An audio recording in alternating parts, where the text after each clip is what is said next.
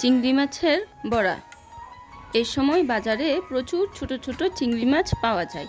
সেই চিংড়ি মাছ দিয়ে যেমন সবজি রান্না করলে অনেক মজা হয়, তেমনি এইভাবে বড়া বানিয়ে খেলেও কিন্তু খুব একটা মন্দ লাগে না। আমার কাছে কিন্তু বেশ ভালোই লাগে। তাই আজ আমি কোনো প্রকার বাটাবাটির ঝামেলা ছাড়াই চিংড়ি মাছের বড়া তৈরি করে দেখাবো। এখানে আমি কিছু ছোট চিংড়ি মাছ নিয়েছি। এগুলো একদম ছোট চিংড়ি, যা পরিষ্কার করে ভালো করে ধুয়ে নিয়েছি। এখন এতে দিয়ে দিচ্ছি পেঁয়াজ কুচি, কাঁচামরিচ কুচি, ধনেপাতা, লবণ, হলুদের গুঁড়া, মরিচের গুঁড়া, ধনিয়া গুঁড়া, জিরার গুঁড়া ও সামান্য পরিমাণ সরিষার তেল। সরিষার তেলটা দেওয়ার চেষ্টা করবেন। সরিষার তেলটা দিলে চিংড়ি মাছের ফ্লেভারটা অনেক ভালো আসে। ভালোভাবে মেখে নিচ্ছি। যেহেতু আমি চিংড়ি মাছটাকে পাটায় পিষবো না বা ব্লেন্ডারও ব্লেন্ড করব না, তাই আমি ভালোভাবে হাতে এটাকে মেখে নিলাম।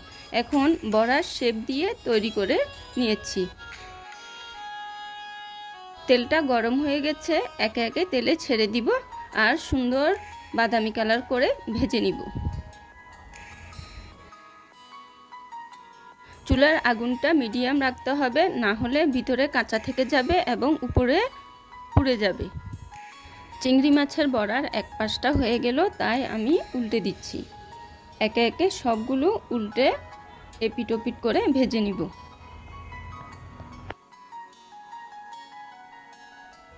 চিংড়ি মাছের বড়াগুলো হয়ে গেছে, এখন নামিয়ে নিচ্ছি।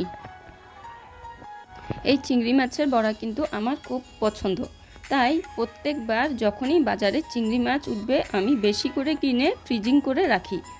এতে যখনই খেতে ইচ্ছা হয় ফ্রিজ থেকে বের করে পরিষ্কার করে নিয়ে বানিয়ে ফেলি। এই চিংড়ি মাছের বড়া রেসিপিটা আপনাদের কার কার পছন্দ হয়েছে কমেন্ট করে জানাবেন কিন্তু। আজকে আর না, দেখা হবে নেক্সট কোনো রেসিপি নিয়ে। খোদা হাফেজ।